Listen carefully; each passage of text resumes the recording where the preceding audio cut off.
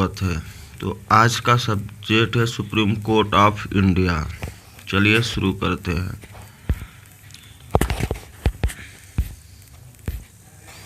संविधान का संरक्षक एवं व्याख्याकार कौन है? सर्वोच्च न्यायालय, ऑप्शन बी।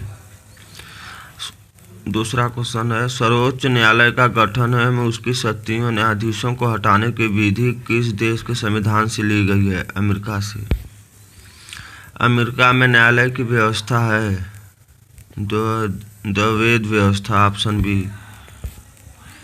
न्यायालय की एकल व्यवस्था भारत सरकार अधिनियम से ग्रहण की गई है, ऑप्शन बी। 1935 में की गई थी। मौलिक अधिकारों की रक्षा कौन करता है? ऑप्शन ए, सर्वोच्च न्यायालय। भारत के उच्चतम न्यायालय का उद्घाटन कब किया गया था? 28 जनवरी 1950 को, ऑप्शन डी। उच्चतम न्यायालय ने किस देश को प्रीवी काउंसिल का स्थान ग्रहण किया था, जो अब तक अपील का सर्वोच्च न्यायालय था? ब्रिटेन का, ऑप्शन बी। उच्चतम न्यायालय के गठन, स्वतंत्रता, न्याय क्षेत्र, शक्तियां, प्रक्रिया का उल्लेख भारतीय संविधान के भाग 5 में है, ऑप्शन ए। 124 से 147 तक। उच्चतम न्यायालय की स्थापना तथा गठन किस अनुच्छेद में है? ऑप्शन ए, 124 अनुच्छेद में है। निम्न में से कौन सा सुमेलित नहीं है? तो आप डी देख रहे हैं, डी अनुच्छेद 139 सुप्रीम कोर्ट की रिट जारी करने की शक्ति, ये भी सही है। अनुच्छेद, ऑप्शन सी, अनुच्छेद 148 सुप्रीम कोर्ट का आदेश सभी न्यायालयों पर लागू होता है, ये भी सही है। ऑप्शन बी भी सही है। ऑप्शन सी गलत है। अनुच्छेद 145 में न्यायाधीशों का वेतन नहीं होता, ये गलत है।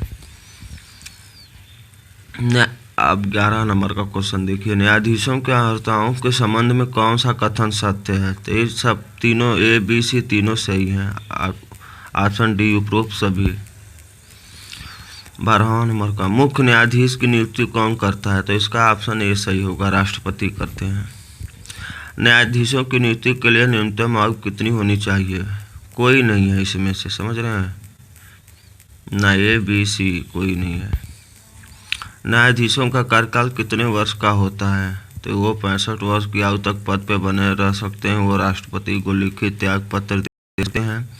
सांसद की सिफारिश पर राष्ट्रपति द्वारा उसे पद से हटाया जा सकता है, ऑप्शन डी सभी तीनों सही हैं। 15 नंबर, उच्चतम न्यायालय के न्यायाधीशों को हटाया जा सकता है राष्ट्रपति के द्वारा। उच्चतम न्यायालय के न्यायाधीशों को उसके पद से हटाने के लिए कितने सदस्यों का समर्थन प्राप्त होना चाहिए? Option B, 2/3। निम्न कौन सा अनुच्छेद सर्वोच्च न्यायालय को अभिलेख न्यायालय का स्थान प्रदान करता है? Option D, 129। संविधान के किस भाग में उच्चतम न्यायालय के गठन, स्वतंत्रता आदि का उल्लेख मिलता है? ऑप्शन सी, 5 में।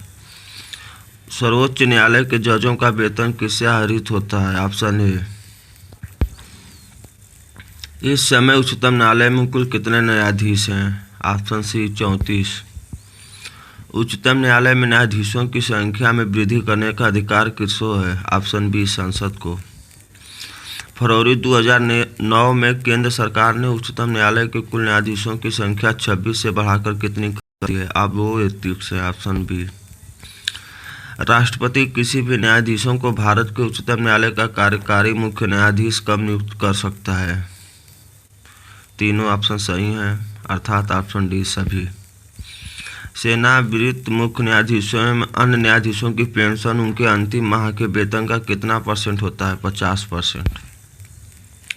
संविधान ने उच्चतम न्यायालय का स्थान कहाँ घोषित किया है? दिल्ली में। निम्न में से कौन सा अधिकार प्राप्त है कि वह उच्चतम न्यायालय की पीठ देश में कहीं और स्थापित करा सके? ऑप्शन डी, सुप्रीम कोर्ट के मुख्य न्यायाधीशों को यह अधिकार प्राप्त है कि वह राष्ट्रपति से पूर्व अनुमति लेकर वह उच्चतम न्यायालय की पीठ देश में कहीं और स्थापित कर दे। 27 नंबर, सर्वोच्च न्यायालय ने संविधान की आधारभूत संरचना की घोषणा किस मामले में की थी? ऑप्शन बी, केशवानंद भारती मामला में। जनहित याचिका कहाँ दायर की जा सकती है? ए, सर्वोच्च न्यायालय में। यदि राष्ट्रपति और उपराष्ट्रपति अनुपस्थित, भारत के राष्ट्रपति पद कौन संभालता है? सी, सर्वोच्च न्यायालय के मुख्य न्यायाधीश। भारत के प्रथम मुख्य न्यायाधीश कौन थे? H.J. कन्या, ऑप्शन ए। तो कैसा ये वीडियो अतः आप सभी लोग से निवेदन है कि आप लोग मेरे चैनल को सब्सक्राइब शेयर जरूर करें। टीचिंग वाले बाबा पे आप लोग को वीडियो देखने के लिए बहुत बहुत धन्यवाद।